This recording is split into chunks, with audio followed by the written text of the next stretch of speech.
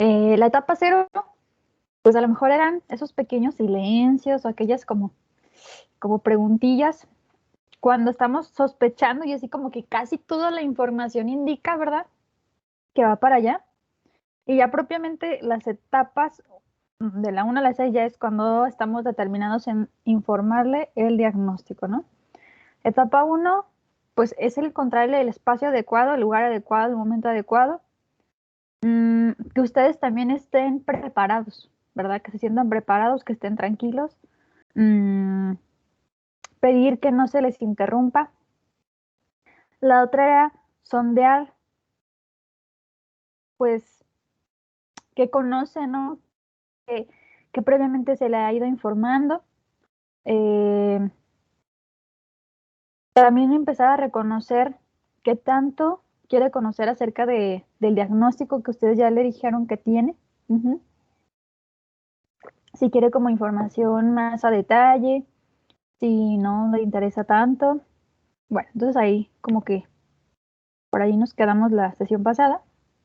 Y aquí propiamente ya la 4 es compartiendo la información. O sea, por ejemplo, ustedes ya le dijeron el diagnóstico, ¿verdad? O sea, empleen, por ejemplo, palabras que ayuden a anticipar, ¿sí? O sea, por ejemplo, desafortunadamente, lamentablemente, me apena mucho decir que, pues que tuvo este resultado, ¿no? O sea, a lo mejor ya previamente le habían hecho como una biopsia y obviamente como que esas cosas no se toman como a la ligera, no es como que me saquen sangre o una muestra de orina, a lo mejor ya son cosas que a lo mejor empiezan a preocuparle más a las personas. Entonces, bueno, hasta eso no recordarle, se acuerda cuando que hicimos este estudio, se acuerda cuando tomamos esta muestra. Pues bueno, lamentablemente, desafortunadamente, me temo que no tengo buenas noticias para usted. O sea, empezamos como a preparar, damos el diagnóstico y a lo mejor también preguntamos, ¿no? ¿Le gustaría que le dé como la idea en general o le gustaría que le explicara más específicamente de esto que estamos ahorita compartiendo? Y dependiendo de la capacidad de la persona, te puede decir, no, pues sí, explíqueme a detalle, ¿verdad? Quiero conocer así perfectamente bien qué pasa, por qué fue esto, por qué a mí, o sea, también es eso, ¿no? ¿Por qué a mí me está sucediendo esto? Eh, o por el contrario, puede ser que la persona, como justo, ¿no? Como en esta parte del mecanismo de defensa y también identificando que no tiene esta capacidad, o sea, se percibe como que en ese momento no tiene como capacidad de estar siguiéndote el hilo de la conversación, te pide que no lo, que no lo expliques más. Ujú. O que lo expliques así como muy general. O no, no, no, no, doctor, no quiero ahorita nada saber, no quiero no, nada, nada, nada. Ok, pues vamos ahí sondeando, ¿verdad? A nuestro paciente. Eh, si, por ejemplo, tu paciente te dijo que no quería saber mucho o que no quería que le explicaras demasiado, procedes a explicar un poco más sobre la intervención, ¿no? O sea, ahora, ¿qué pasará con el tratamiento? ¿Qué pasa con el seguimiento? ¿Qué sucede después de que ya le dijiste, ¿no? ¿Cuáles son las opciones que tiene esta persona? Y bueno, recuerden siempre, siempre, siempre la importancia de retomar o de utilizar el vocabulario del paciente, ¿no? Utilizar como su mismo lenguaje. Por eso, sí nos sirven en ocasiones, o yo creo que sí es muy valioso, cuando tenemos esta información sociodemográfica, ¿no? A lo mejor ya sabemos que trabaja en tal lugar específico, ¿no? O sea, no sé, por ejemplo, sabemos que trabaja en bodega obrera, sabemos que su pareja a lo mejor trabaja en la obra, entonces también ahí me voy dando una idea de cómo también tengo que adecuar mi lenguaje. O por el contrario, a lo mejor tienen otros contextos, a lo mejor también, no sé, tienen cierta formación académica, pues también por ahí, un momentito que olvidé silenciar por acá. Ok, listo. Mm, bueno, entonces recuerden, siempre no, o sea, esa información que puede parecer que estorba de repente, creo que sí nos da luces.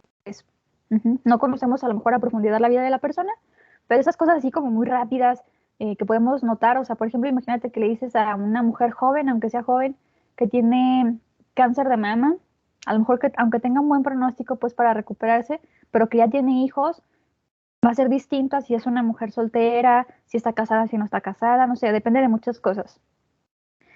Eh, Entender también que estas respuestas emocionales pueden ser muy variadas, ¿no? O sea, a lo mejor podemos esperar quizá que la persona pueda llorar, quizá podemos imaginar que se pueda quedar como en shock y que no sepa cómo resolver, que de repente se muestre como muy angustiada, en pánico, muy temerosa.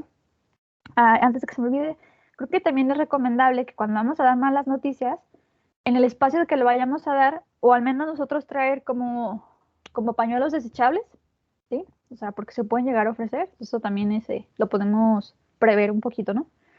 Mm, y también el paciente pues tendrá el derecho de aceptar la propuesta que tú le das o de solicitar otra, o incluso me parece que es súper legítimo el que la persona busque una segunda opinión, ¿no? Súper legítimo también. O sea, es muy válido que lo quiera realizar.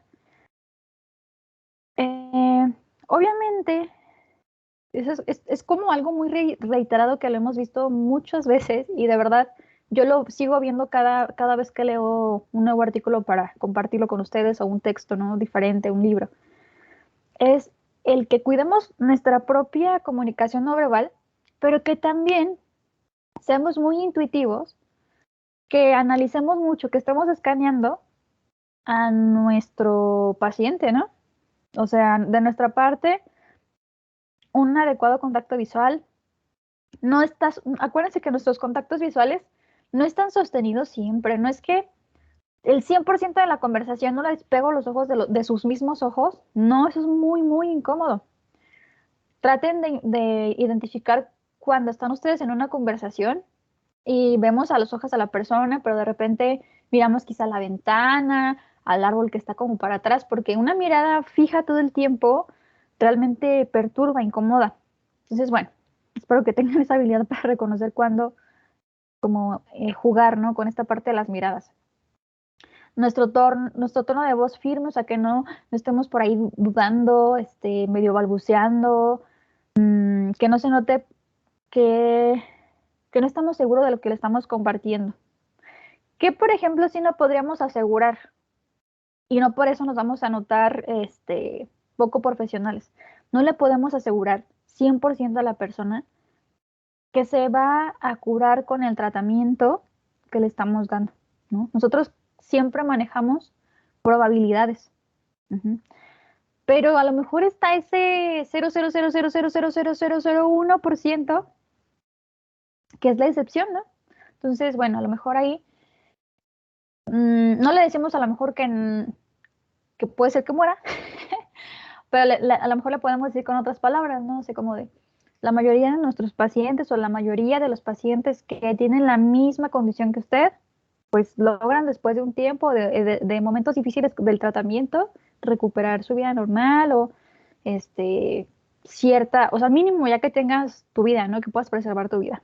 No sé, chequen, identifiquen frases y pues sí, creo que es difícil de repente asegurar algo, ¿no? O sea, por ejemplo, ayer me marcaba una persona interesada en consulta y me decía, pero dígame cuántas sesiones voy a estar.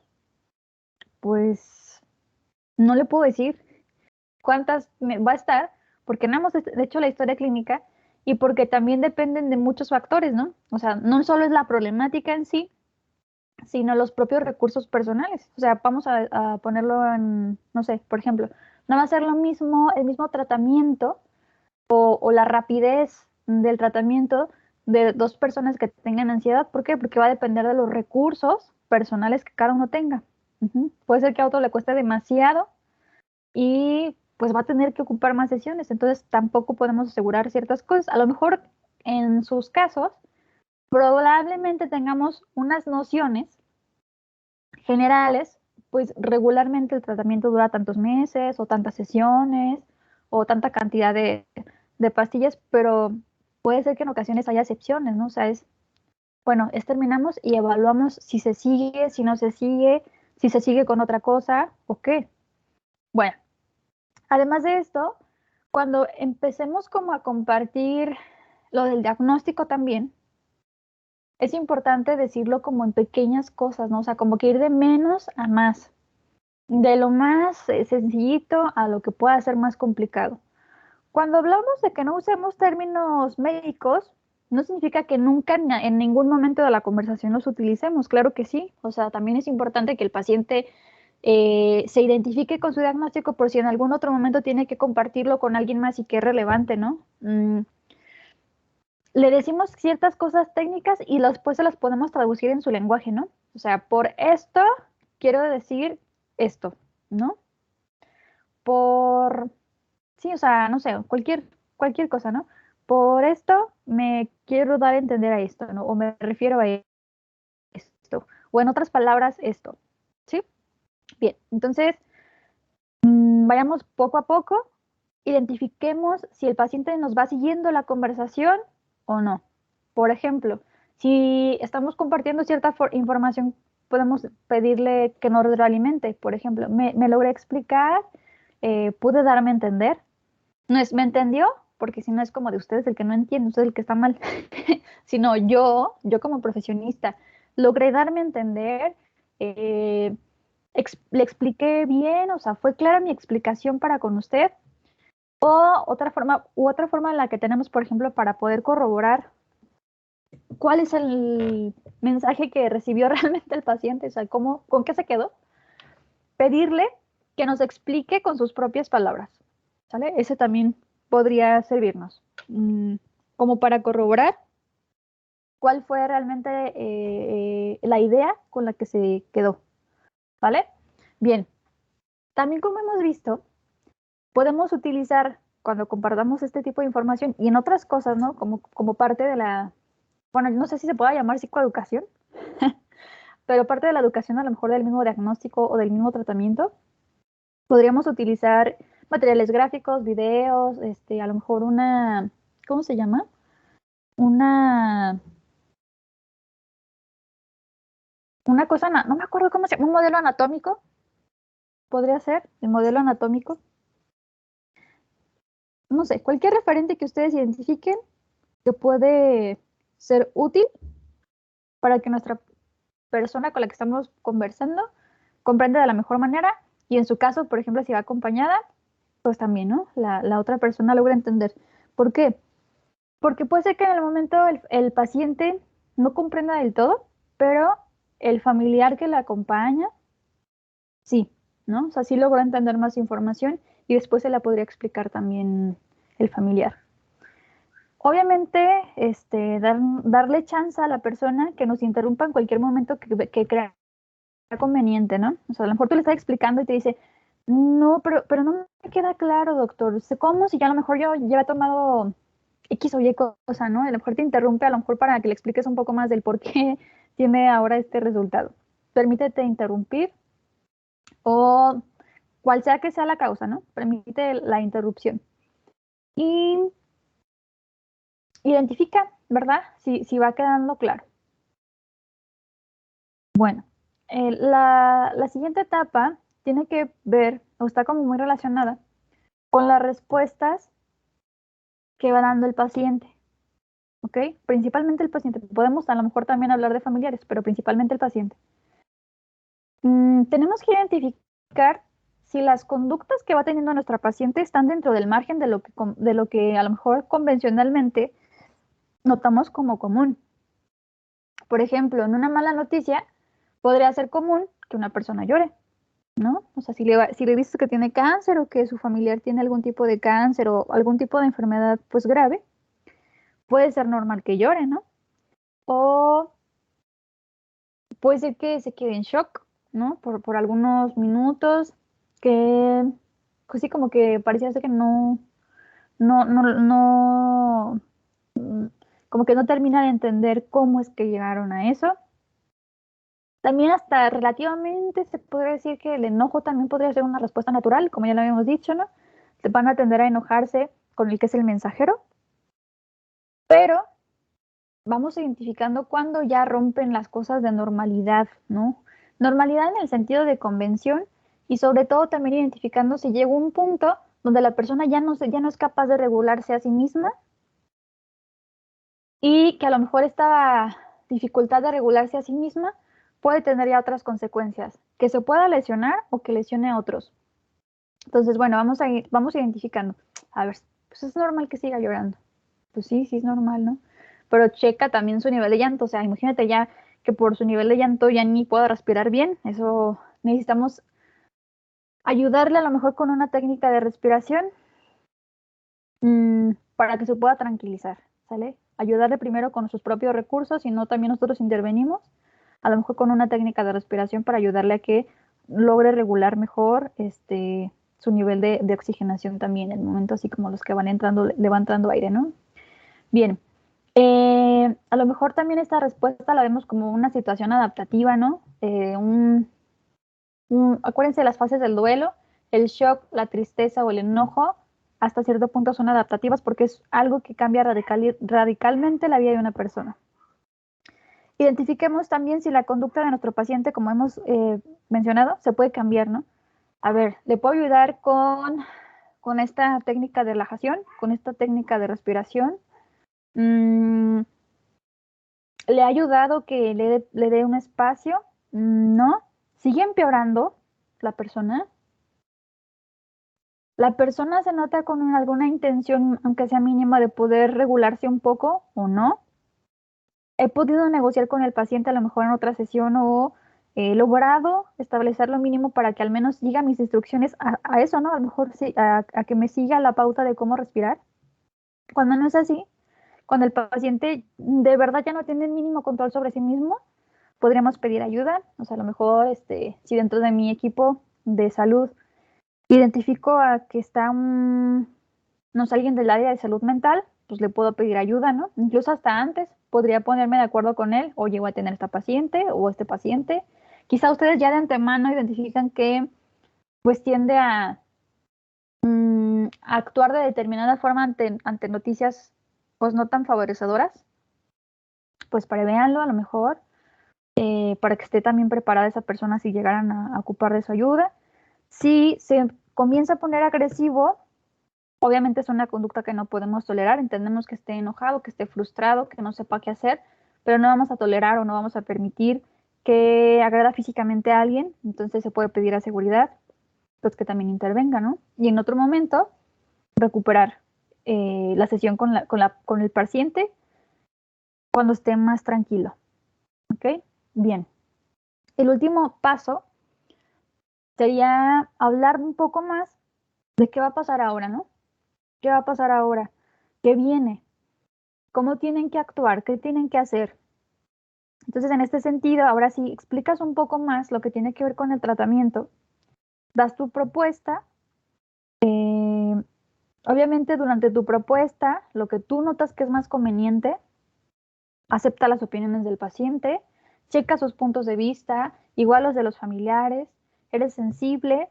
Acuérdate de no reírte, de no menospreciar a lo mejor algún tipo de creencia que puedan tener. Trata de identificar si puedes negociar, ¿no? Hacer esta parte del doble pacto, o donde lo que te proponen es inadmisible porque lo pone en súper mega ultra riesgo y pues dices que no y que no y que no y que no y que no, que tú no lo ves conveniente y que tú no lo estás como autorizando, en el sentido de sí lo pone en riesgo, ¿verdad? Y que justo ya no va a ser tu responsabilidad las lesiones que cause eso que quiera hacer la persona. Explica también de tal forma que la persona lo pueda recuperar después, ¿ok? O sea, siempre, entre más sencillo el lenguaje y más parecido a lo que utilizamos de manera ordinaria, puede ser más fácil de recuperar. Y ya, a lo mejor poco a poco, en el transcurso del tiempo, se va a ir familiarizando con este vocabulario más técnico. Y ya lo puede ir empleando también él, pero en estos momentos que son muy intensos, pues no es tan conveniente. Bueno, entonces, ustedes desarrollan un plan en conjunto, o sea, obviamente tomando mucho, mucho, mucho, muy en cuenta la opinión del paciente, y si fuera como también necesario, involucramos también al cuidador, ¿no? O sea, a lo mejor puede ser que algunos tratamientos involucren que el cuidador realice con el paciente ciertos ejercicios, o que incluso se necesita que el familiar tenga cierta capacitación para cambiar ciertas cosas, no sé, una sonda, administrar medicamentos intravenosa, no sé. no sé, ustedes van a identificar según lo que ustedes vean, ¿no? Clarificar entonces como los pasos a seguir, ¿verdad? En el tratamiento. También es bien importante que tengan un plan para situaciones poco favorables, ¿sale? O imprevistas, o situaciones como de recaídas. No sé, por ejemplo, tú puedes anticiparle al paciente que puede tener efectos secundarios. Le anticipas los efectos secundarios para que no se preocupe, ¿sí? O no solo que no se preocupe, puede que se preocupe, ¿no? Pero que a lo mejor sepa qué hacer a pesar de que esté preocupado. A lo mejor está muy preocupado porque, no sé, ha tenido mucho vómito a partir del tratamiento y no sabe si es normal o no si tú no se lo explicas. A lo mejor tú le dices que si eso sucede, tiene que hacer el plan B, ¿no? O tiene que hacer esta otra cosa, subsección, así como su sección de lo que tú le acabas de decir. También tienes, dependiendo obviamente de lo que esté sucediendo, tienes que hacerles ver que hay a lo mejor cosas que no pueden manejar en casa y que inmediatamente tienen que ingresar al hospital, pues también se las explicas. No es con el afán de asustar, ¿no? Sino justo con el afán de prevenir y que le demos una pauta de acción al paciente. Voy a poner un ejemplo a lo mejor desde mi área, ¿no? Eh, ¿Cuáles son los planes que tenemos con pacientes, por ejemplo, con pacientes de riesgo suicida? Un paciente con riesgo suicida, ¿qué hacemos con él? Le pedimos que obviamente tome los medicamentos si está con un tratamiento farmacológico, ¿no? De parte de psiquiatría, pero también que cuando se sienta mal y que a lo mejor cuando lleguen ese tipo de ideas, haga actividades físicas, que haga actividades que le gustaban antes, o sea, que antes, o a lo mejor ahorita ya no las disfruta, pero que antes sí, que las haga, que esté con sus cercanos, que tenga claridad de su red de apoyo, que busque contacto con ellos.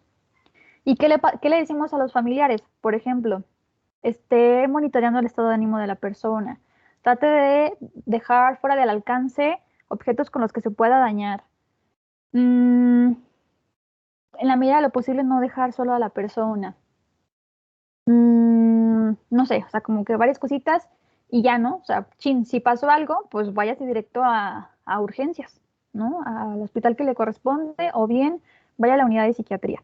Entonces, si se fijan, en ocasiones son planes de acción para el paciente y cuando vemos que pues ya no puede controlarse o para evitar que eso suceda, también a veces le damos recomendaciones o cosas específicas al cuidador, ¿sale? O sea, insisto, no es como para que se asuste la gente, sino para que sepa cómo reaccionar ante una contingencia.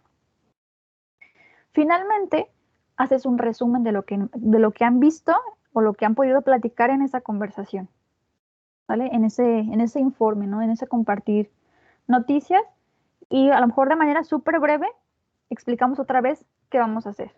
Bueno. Entonces, ¿qué dijimos primero?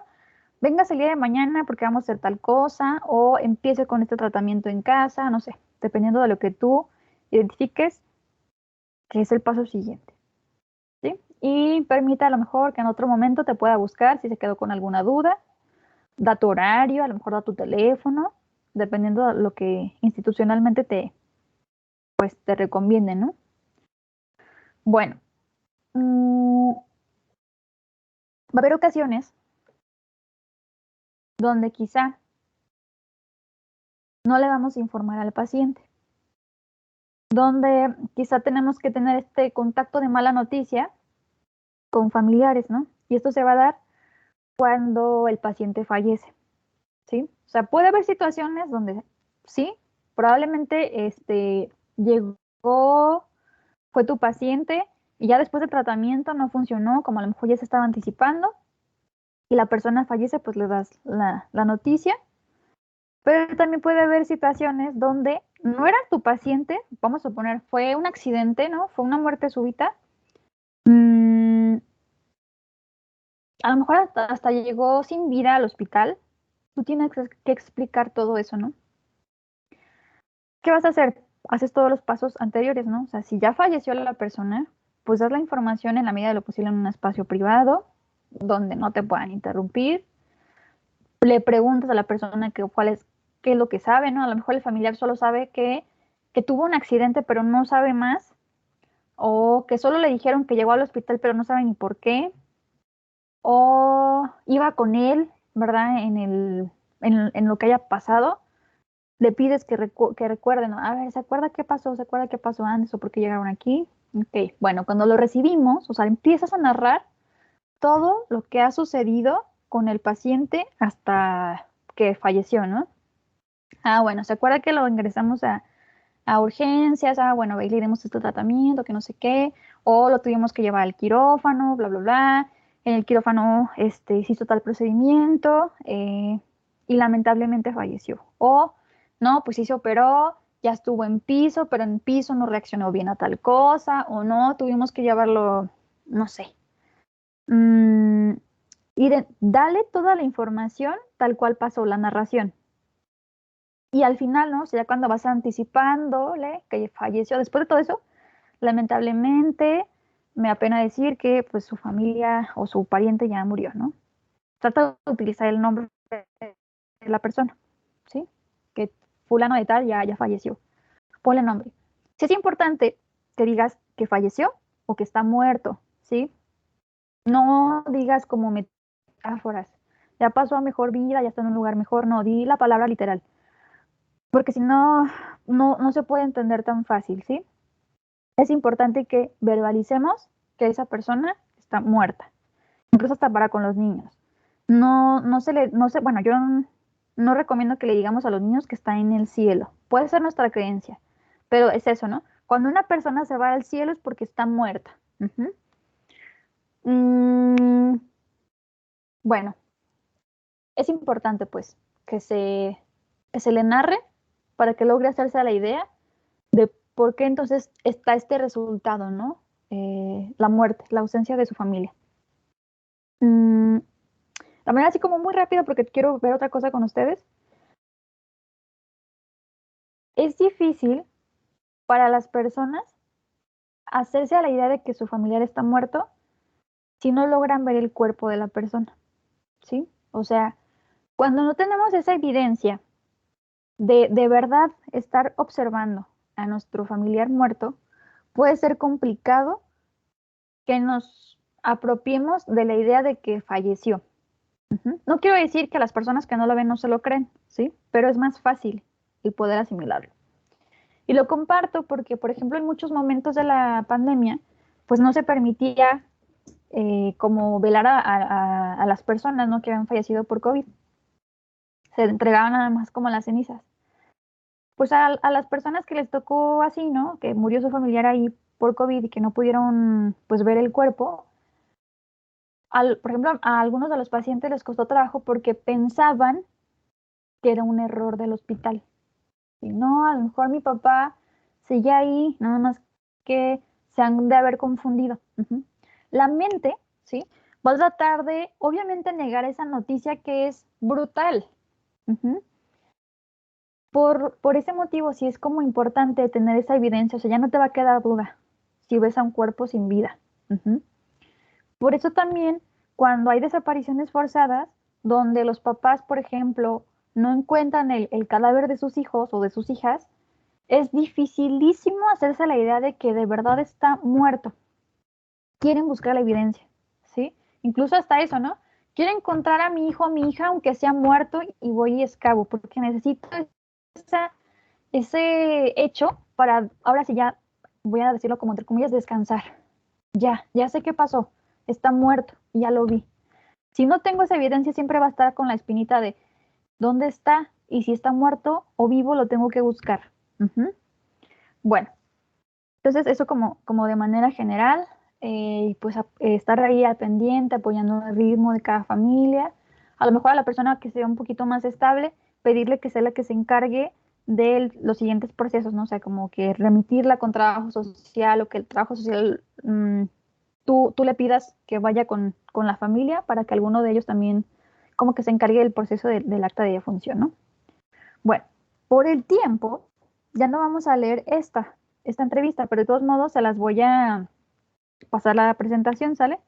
Voy a pedirles a dos personas y necesito que ya aprovechemos el tiempo. Entonces, si no deciden así como en unos segundos, yo digo quién lee.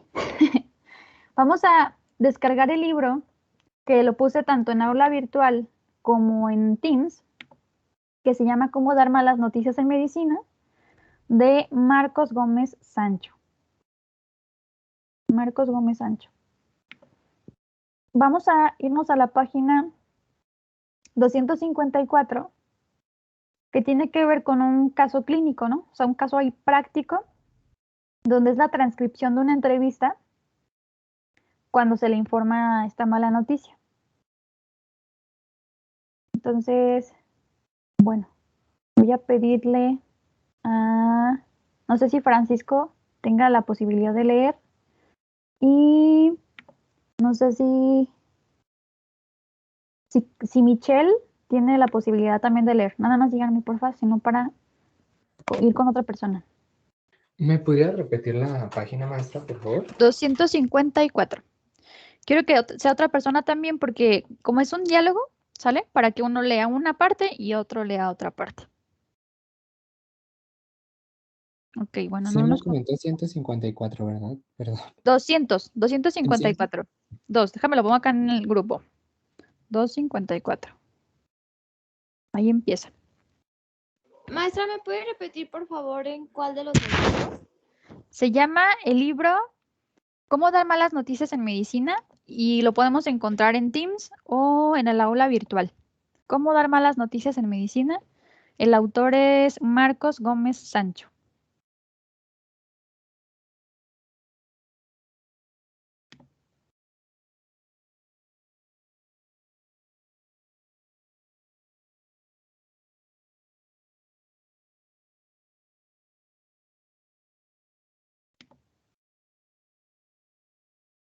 ¿Me confirman si ya identificaron el texto? Si no, yo lo proyecto.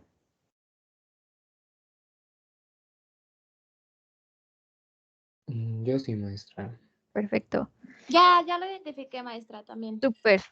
Entonces, le voy a pedir de favor a Francisco que comience la lectura. Él va a tomar el papel del médico y le voy a pedir a Michelle que adopte el rol de la personita que está enferma, que me parece que sí era una mujer.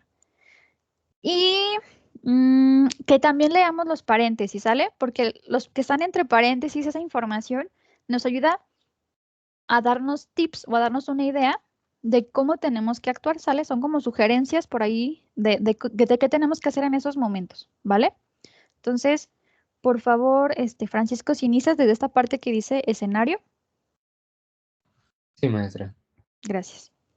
Sería, la situación se lleva a cabo en el despacho del oncohematólogo, al fondo de una unidad de hospitalización de oncología en un hospital general universitario. El médico ha dado instrucciones de que no le pasen llamadas telefónicas. Están sentados en sendas butacas situadas en ángulo recto. Hay una botella con jugo de naranja, otra de agua y un termo con café. En la mesita hay también una cajita de pañuelos, siempre necesarios. La enferma se llama Fuencisla, tiene 29 años y es soltera. Lleva 2 días ingresada en el hospital. Se acaba de hacer el diagnóstico y se pretende comenzar el tratamiento antineoplásico. Buenos días, Fuencisla. Entre y siéntese, por favor. ¿Qué tal se encuentra hoy? El médico se levanta de su mesa y se dirige hacia la puerta a recibir a la enferma, que entra a la consulta acompañada por la enfermera. Le da la mano y la llama por su nombre. Se comienza con una pregunta abierta. Si quiere que le sea sincera, me encuentro un poco nerviosa, pero bastante aliviada por estar finalmente aquí. Todo el mundo me dice que voy a ir a ver al especialista y que él me dirá lo que me pasa. ¿Qué es lo que qué es lo que la pone nerviosa exactamente? La enferma muestra signos evidentes de ansiedad, aunque todavía no haya surgido el origen de dicho sentimiento. De nuevo, es preferible una pregunta abierta en vez de empática, ya que entonces quedaría demasiado al descubierto que el motivo de la ansiedad se relaciona con el diagnóstico. Pues bien, el hecho de estar aquí, de saber qué es lo que hay. ¿Cómo ha interpretado usted su enfermedad hasta este momento? ¿Qué idea se hace de ella? Recuerde, es preciso averiguar qué es lo que la enferma sabe. Pues bien, ha sido muy difícil porque quiero decir, todo ha sucedido tan deprisa.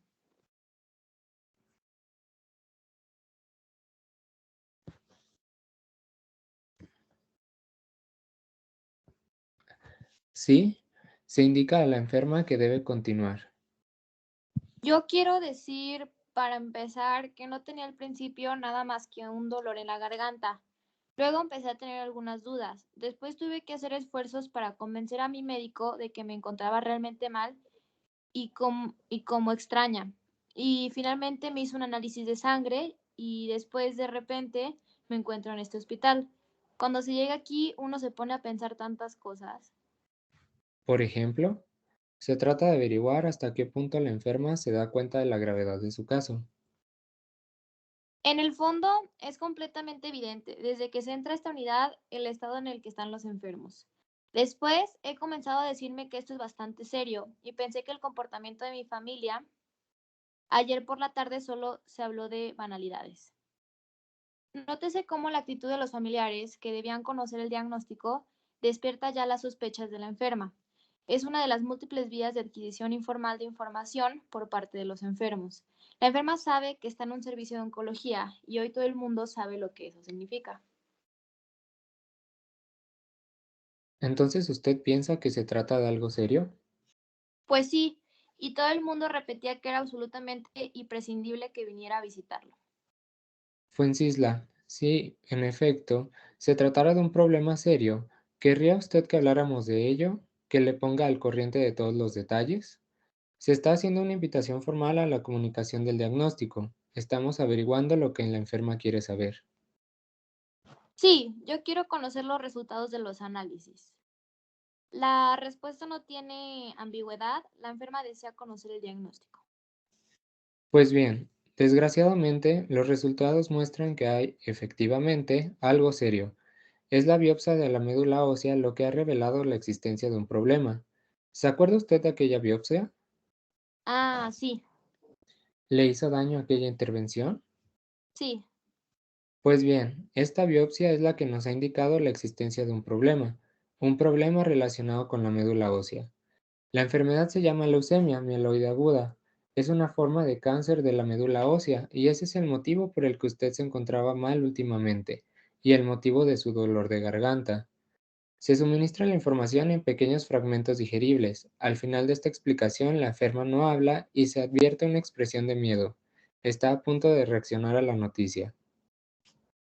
Lo siento de verdad. Yo sé que esta noticia es agobiante. Respuesta empática motivada por la expresión de miedo que mostraba la enferma. sí, ¿Ya ha oído hablar de la leucemia? Intento de circunscribir las principales preocupaciones de la enferma. sí, ya he oído hablar de ella. ¿Qué tipo de cosas ha oído sobre esta enfermedad? Yo quería decir, todo el mundo conoce esa palabra, ¿no? Cuando yo estaba en el colegio había una niña que lo tenía. A decir verdad, fue bastante mal, sobre todo a causa del tratamiento. Su aspecto cambió totalmente. ¿En qué sentido? Una vez que comenzó el tratamiento, no se cambió, engordó mucho. ¿Usted quiere decir que su cara había engordado mucho mientras sus brazos y sus piernas permanecían delgados? Efecto de los esteroides utilizados para tratar la leucemia linfoblástica infantil. Sí, es preciso detectar con prontitud este proceso de identificación con otras personas que han tenido la misma enfermedad, para desmontar temores muchas veces infundados. Ese es un excelente ejemplo de lo perjudicial que puede llegar a ser esa identificación. Pues bien, es poco probable que esto le suceda a usted, ya que la leucemia infantil es un poco diferente. Yo le aconsejaré la toma de algunos medicamentos muy potentes, pero sin este efecto en particular. Un tratamiento radical es absolutamente necesario porque tenemos delante una enfermedad muy tenaz que solamente podremos detener con un tratamiento de este tipo. Pero tengo esperanzas de conseguir su remisión. En mi opinión, tenemos todas las probabilidades de dominar la leucemia y permitirle recuperar la salud y poder volver a hacer una vida normal. Después de haber revelado el diagnóstico, se comienza a hacer el plan de los tratamientos a seguir. Inmediatamente se comienza a infundir esperanza a la enferma. En este caso, además, una esperanza bien realista. No comprendo lo que usted entiende exactamente por dominar. Necesidad de aclaraciones. En estos momentos yo no le puedo garantizar una curación definitiva, pero hay buenas expectativas. Muy buenas expectativas de poder dominar la enfermedad y conseguir la remisión después de algunas sesiones de tratamientos fuertes. Esto es lo que creo que podemos conseguir. Entonces, cuando usted dice que se trata de algo serio, quiero decir, no voy a morir. Habiendo expresado hasta ese momento diversas preocupaciones relacionadas con la enfermedad y el tratamiento, la enferma manifiesta por primera vez su miedo a la muerte. En todo caso, usted no va a morir en un futuro próximo. En su caso hay muchas probabilidades de remisión de la enfermedad. Una vez que usted se encuentre en fase de remisión, estaremos en condiciones de hacernos una idea más exacta de lo que puede pasar en el futuro, pero tampoco debemos excluir la posibilidad de una curación total. Es mucha información de una vez, ¿no? Para esta franja de edad, la probabilidad de morir en fase de inducción es muy pequeña, pero el médico no descarta, sin embargo, esta hipótesis. En estos momentos, la enferma sabe que el miedo a la muerte constituye un argumento legítimo de discusión. Es que cuando usted sabe a qué atenerse es mejor de alguna manera. Si no, esto lo atormenta atormenta a una constantemente. Nótese cómo el hecho de conocer lo que sucede de alguna manera alivia a la enferma. ¿Esto la ha atormentado mucho en estos últimos tiempos? Sí, quiero decir que cuando se entra en un lugar como este y comienzan todos esos tratamientos, mientras que nadie te explica verdaderamente lo que sucede, uno no sabe qué pensar. Yo no consigo ya ni leer en estos momentos. La televisión, todo me parece sin sentido y sin interés. Es que yo quería sobre todo saber y ahora ya sé. Quizá usted pensaba que iba a morir muy pronto. ¿Era esta una de las ideas que le pasaban por la cabeza?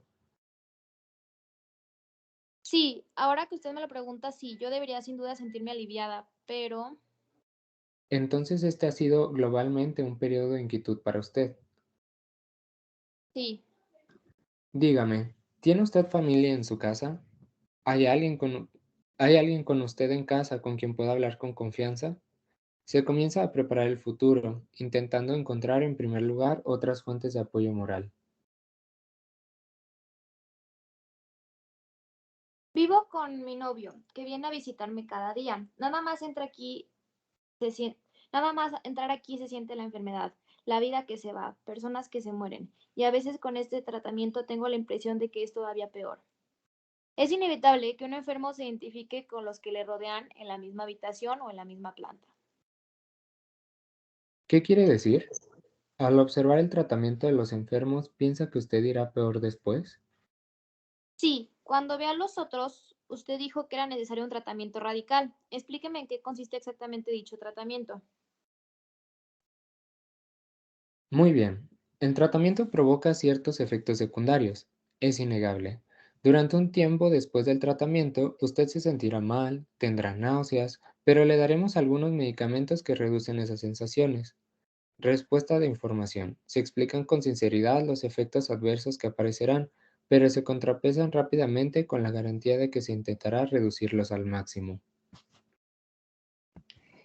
He visto gente en esta unidad. Necesitan constantemente medicamentos para no sentirse enfermos. En efecto, eso se produce en ocasiones, no se lo puedo negar. Se evita mostrarse falsamente tranquilizador, pero podremos reducir al mínimo estos efectos negativos y encontraremos para usted la mejor forma para conseguirlo. De nuevo se expresa el compromiso personal de seguimiento y atención a los posibles problemas. Pero he oído a algunas personas que dicen, Sí, continúe. Le da a la enferma la autorización para expresar su ansiedad. dicen que dan ganas de abandonar, que no vale la pena pasar por ese calvario, que quieren tirar la toalla, que no son más que conejillos de indias. A decir verdad, no sé por qué tengo tantas cosas en la cabeza. Vamos a abordarlas una a una y en profundidad.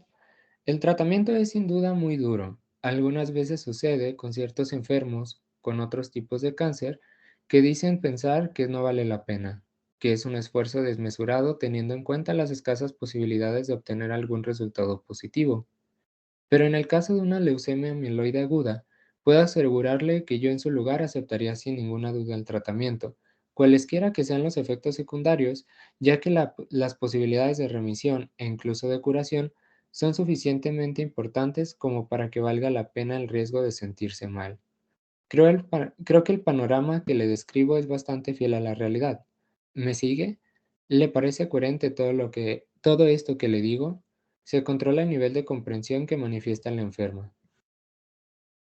Sí, más o menos. Lo que intento decirle es que el tratamiento no es fácil en absoluto. Le mentiría si le dijera que todo iría sobre ruedas y que no tendría que soportar ninguna incomodidad. Este tratamiento es duro, pero son tantas las posibilidades de controlar, incluso curar la enfermedad, que yo se lo recomiendo con todas mis fuerzas. Evidentemente sería injusto obligarle a tomar una decisión sobre la marcha.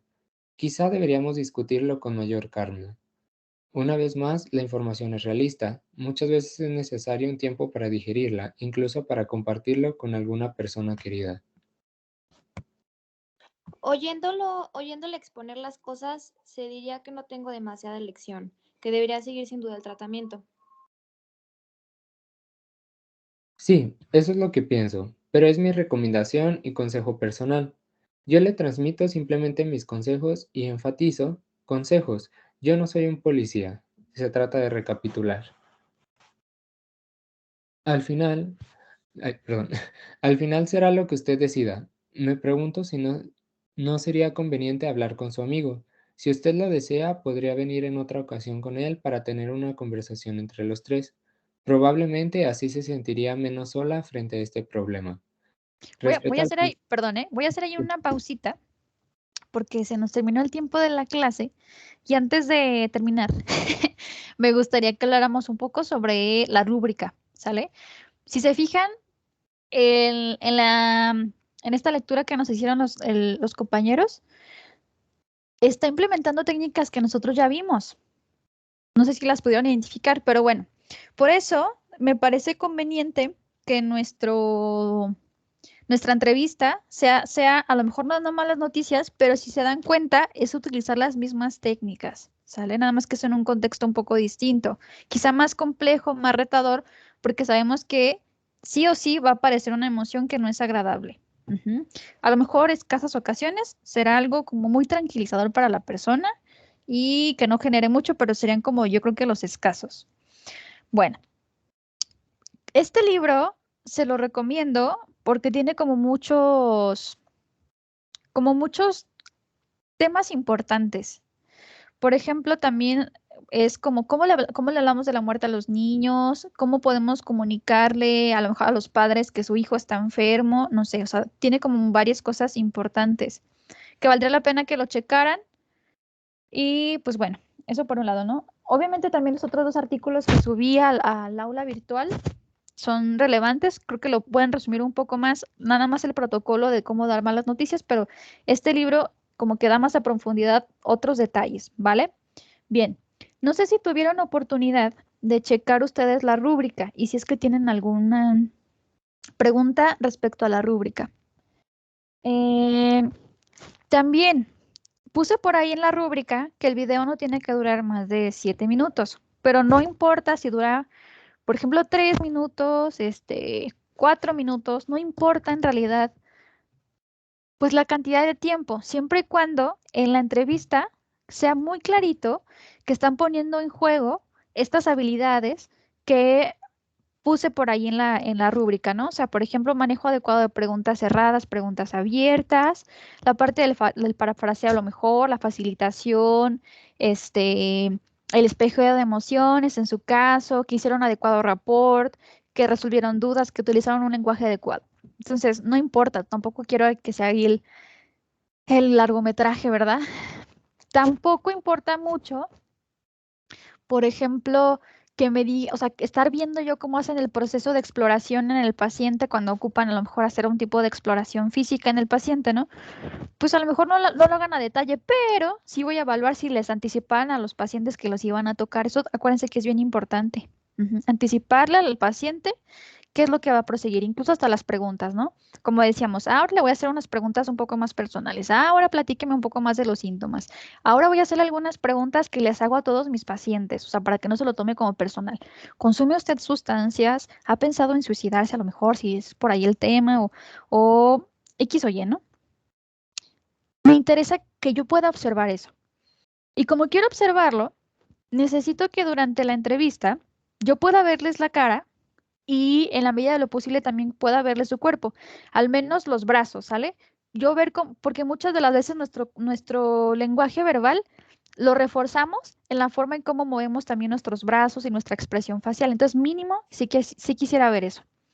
Pero también quiero ver, o sea, que ustedes planeen bien cómo van a hacer la grabación para también estar observando como estas expresiones faciales de su paciente, ¿no? ¿Por qué? Pues porque a lo mejor si te está diciendo evidentemente con su cuerpo que está angustiado y tú no lo retomas, pues no es una habilidad que quizá hayas conseguido todavía, ¿sí? Entonces, me gustaría que en la escena yo pueda ver a ambos, ¿sale? En su lenguaje verbal y no verbal.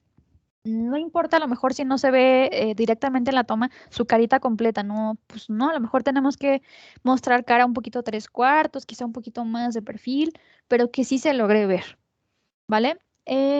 Otra cosa, realmente no sé cuánto sea la capacidad del aula virtual para subir un video, no sé. Si por ejemplo ustedes grabaran su video y lo subieran al aula virtual y lo aceptó, perfecto, ya la hicimos. Si no, si es como un archivo demasiado pesado, es importante que que lo suban a una nube, ¿sale?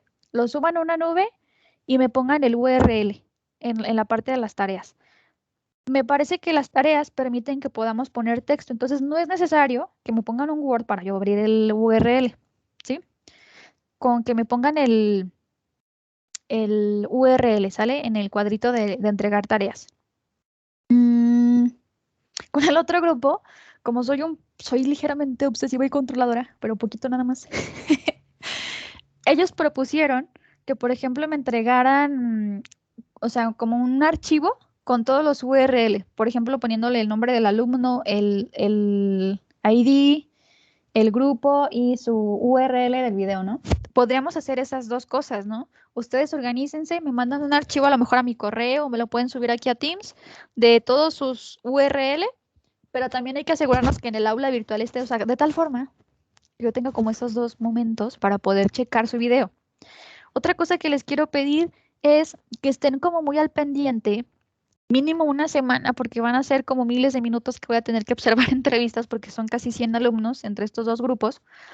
Mm, Sean como cuidadosos, aunque no tengamos clase, pero posterior a que me hayan entregado ya el video, para ver si yo no tuve dificultad para verlos. Si yo no pude ver el video, no los puedo evaluar, ¿sí? Entonces, sí hay que estar como atentos a, por ejemplo, ¿qué tal? Yo te voy a escribir a lo mejor, oye, no me da acceso a tu cuenta o no pude ver el video, mándamelo otra vez. Sí, va a ser bien importante porque si no, no van a tener la calificación de este tercer parcial. Entonces, también si tienen, si lo van a subir a cierta nube, asegúrense de que porfas, en la medida de lo posible, no pida como una confirmación y si es así, pues me mandan la clave o algo por el estilo. Eh, el otro asunto que tenemos que ver es cuándo hacemos la entrega del video. Entonces, más o menos, ustedes a lo mejor ya visualizando sus exámenes futuros, ¿cuándo identifican que tienen ustedes posibilidad de entregar el video?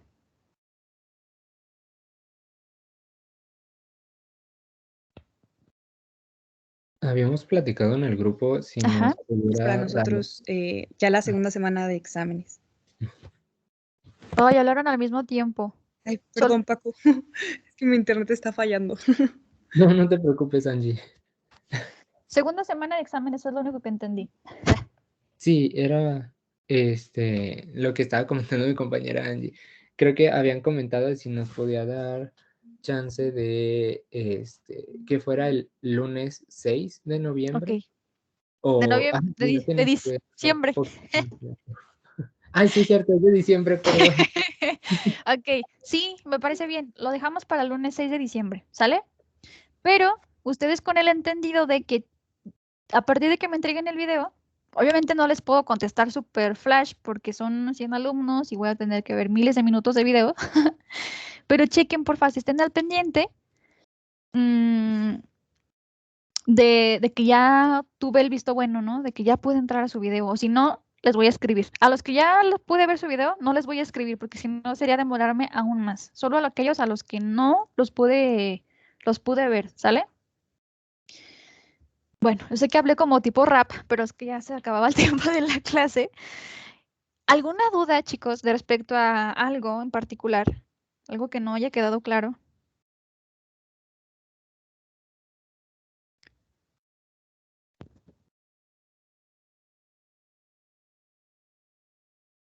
Yo sí, maestra. ¿Me pudiera nada más así como recordar un poquito qué era lo del espejeo? Es que me surgió Ajá. duda. El espejeo tiene que ver, espejeo o reflejo, lo podemos identificar en esas dos, es cuando es que por eso se llama así, le reflejas o le espejeas la emoción que tiene. O sea, por ejemplo, si llegara tu paciente y la notas triste, le dices, eso, sucede algo, la veo triste. ¿O qué le pasa, señora? La veo triste. O está enfadada, pues le reflejas eso, ¿no?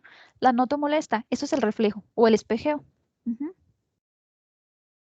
Tiene que ver Gracias. con más cuestiones emocionales. Doctora, Sí, adelante. entonces sería lo mismo que reflejo de las, ¿cómo decir? Frases de validación No, no es lo emocional. mismo. No, no es lo mismo. La validación emocional, acuérdate, es como, es una parte, porque una parte de la validación emocional era el darle nombre a la emoción, ¿no? Solo es una parte, pero no es el todo. El espejo a lo mejor nos abre camino para validar, ¿no? Entiendo, justo, la validación es esto, ¿no? Entiendo que esté triste con la información que le acabo de dar. Ujú. Esto de lo adicional, ¿verdad? Con esta información que le acabo de dar, esta parte del contexto es la validación emocional. Si nos quedamos solo con la veo triste, que también es importante, es un espejeo. Es como una primera parte para la validación emocional. No sé si fue claro ese punto. Ah, es que me lo puede volver a repetir. Es que tuve un problema. Sí, Perdón. la validación emocional usualmente inicia con un espejeo. ¿Sí?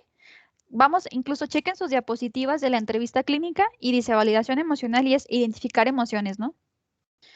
El identificar emociones es decirle a la paciente, la veo molesta. Y la validación emocional sería como esta partecita primera, ¿no? La veo molesta y el darle contexto, ¿no? Entiendo que usted esté molesta porque demoramos más en pasarla a la consulta. Ujú. Estamos validando la emoción, ¿verdad? O sea, es entendible, comprendemos, tenemos la capacidad de asimilar el por qué está enojada, ¿verdad? Esperó 1 hora o esperó 2 horas o no la pudimos atender en el momento que le tocaba su cita. Esa es la validación emocional. El otro es solo espejeo, es decir, te veo triste, amiga, o te veo preocupada, oye, ¿qué te pasa? Te veo distinta, ¿no? Ese es el espejeo o el reflejo de emoción. ¿Queda claro? Sí, muchas gracias. Bien, ¿alguna otra duda, chicos, que tengan?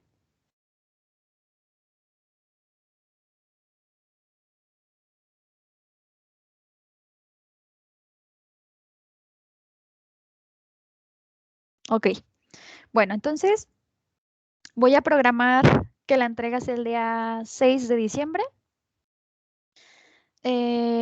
La siguiente semana yo voy a andar muy ocupada con cosas del doctorado, pero si tienen alguna duda, escríbanme y voy a tratar de estar metiéndome a Teams, aunque sí tengo una semana muy saturada de actividades. Voy a tratar de meterme a Teams. Si no les contestara en Teams, mándenme un mensaje, pídanle mi teléfono a Francisco, y me escriban un mensaje si es que no les contesté en Teams porque usualmente no lo uso más que para dar la clase.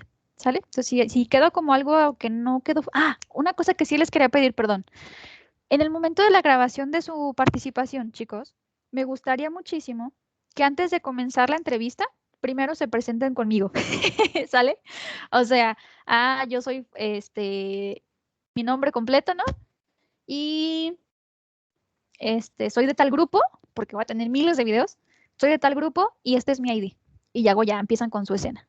O también hasta lo pueden poner en un papel si quieren, en una hoja de máquina. Soy Irene Durán Vázquez, estoy en este grupo, este es mi ID y luego ya empieza la entrevista, ¿sí? Si tienen el editor de videos, pues le ponen ahí abajo. Adelante, Francisco. Gracias, maestra. Perdone la interrupción. Es Adelante. que mi compañera Nancy me pidió que le preguntara algo, es que le está fallando su internet. Adelante.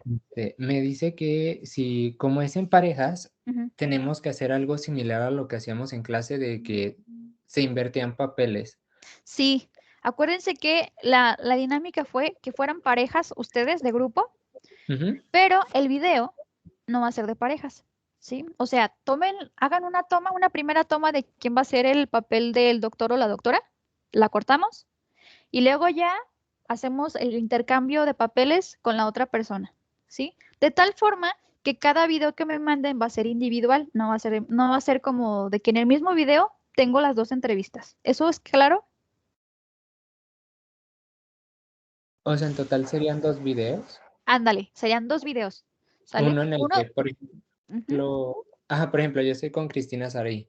En el primer video, Cristina es la doctora y en el segundo yo sería el doctor. exactamente. Pero ¿Y tú, hacemos bien, la misma entrevista? O sea, sí, ¿hacemos el mismo guión? sí podría ser el mismo guión, yo no tengo ningún problema con que sea el mismo guión. Ujú. Muchas gracias. Solo que, por ejemplo, por ejemplo, voy a tomar tu caso particular. Obviamente, tú solo me vas a mandar tu participación como doctor, ¿no? O sea, Francisco solo me va a enviar cuando él fungió como médico.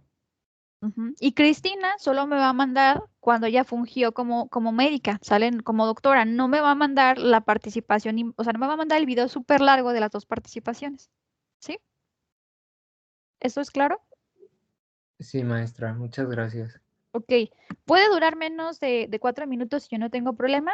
Nada más identifiquen de verdad que sí cumplan con, con la rúbrica, ¿sale? Que traten de abarcar como la mayor cantidad de puntos, ¿sale? Y creo que es todo. Maestra, bueno, yo nada más para que me quede más claro, porque la Sí, verdad claro. no está muy bien. Entonces, por ejemplo, yo estoy con Joaquín, en un video, él, o sea, nada más, o sea, vamos a hacer dos videos. En el primero, él va a salir siendo médico y puede durar, no sé, 2 minutos. Y en el otro, salgo yo siendo como médica y puede durar 2 minutos y así para que sean como los 4 minutos, por así decirlo. Bueno, sí podría ser así, Caro, pero no sé si en 2 minutos sea suficiente como para que yo note tus habilidades de entrevista. Sí, esta parte de los 4 minutos, yo lo veía así como para una participación individual, ¿sale? No que entre los dos duren los 4 minutos, aunque insisto, a lo mejor como el tema de los minutos es relativo, porque si en 2 minutos abarcan toda la rúbrica de manera adecuada, pues adelante, ¿no? 2 minutos, con eso es suficiente. Pero a lo mejor como para intentar evidenciar, porque tiene que verse en evidencia, los puntos de la rúbrica, a lo mejor me tengo que tardar 3 minutitos o 4 minutitos para que la maestra sí note de verdad que le pude dar el espejeo, que fui empática, que sí hice adecuadamente las preguntas abiertas, las preguntas cerradas, que no hice preguntas a la vez, quizá para que tú demuestres pues que lograste cubrir con todos los requisitos, probablemente a lo mejor te llevaste 3, 4 minutos. Espero que neta no sea más de 10 minutos. O sea, chicos, sería así como muy extremo. Yo creo que ni las consultas de verdad duran tanto. Entonces, no sé si queda más clara la idea, Carolina. Ah, ok. Sí, pero sería, por ejemplo, esos dos videos los juntamos como en No, un, no, ¿no? no. Tu participación que quede solo en un video. Ujú. Tu Ah, participación ok. O sea, vamos a subir, solo por quede ejemplo, en un video. cuando yo salga de médica, voy a subir esa Ajá. participación proporcionó ese link a, no sé, a donde lo tengamos que subir. Y pero Joaquín va a fungir ahí como mi ayudante de paciente, por así decirlo. Exactamente. Ajá. Ya entendí. Ahí yo no voy a evaluar a Joaquín para nada, entonces que solo, por ejemplo, cuando te voy a evaluar, que solo sea tu participación y no las de las 2 entrevistas. Ujú. Ok, ya entendí. Muchas gracias, maestra. ¿Sale? No sé si se quedaron con alguna duda de esta parte de cómo vamos a evaluar, qué se necesita.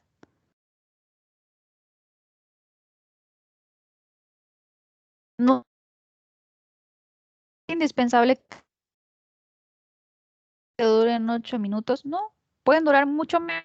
Aseguren de para que se pongan en evidencia dando eso, ¿sale? Incluso estaría como súper genial, a lo mejor que hagan si tuvieran como este programa de edición de videos, un tipo de subtítulo y parafraseo, ¿no? O, no sé, que tengas por ahí a lo mejor una aclaración, pues que tú estés hablando y que a manera como de subtítulo aparezca ahí la aclaración. O sea, eso sería como padre porque me ayuda a identificar que realmente ustedes notan qué es cada cosa, ¿no? Qué es cada técnica que se ocupa en la entrevista. No es un requisito indispensable, pero a lo mejor estaría como interesante también ver esa parte de ustedes. ¿Sale? ¿Alguna duda? ¿Alguna otra inquietud? Bueno, antes de concluir, porfas, les puse como 4 videos en el grupo. Yo los recomiendo que los vean, me parecen muy buenos, sobre todo los que dicen MOOC, que son los que la Universidad Católica de Murcia, en España, realiza como ejercicios para psicología médica en oncología, que son a lo mejor los que nos puedan hablar un poco más sobre cómo dar malas noticias. Creo que sería súper interesante verlos. Y hay uno en especial que habla de habilidades básicas. También creo que es el 1.2 del MOOC, que es como en general, no solamente es como para dar malas noticias, sino habilidades en general para un médico, ¿sale? Al momento de dar la entrevista. Me parece que también es muy oportuno. Bueno, pues me extendí un poco del tiempo, pero no teníamos oportunidad de compartir con ustedes. Pues, ¿hay alguna duda más o concluimos la clase? Bueno, entonces damos por concluida la clase. Si tienen dudas, me mandan un mensaje. Y pues bueno, me dio mucho gusto compartir con ustedes el semestre. Espero que les vaya súper bien en los exámenes y que disfruten un montón las vacaciones que se aproximan. Bueno, que estén bien, chicos. Suerte en sus exámenes. Muchas gracias, Éxito. Gracias.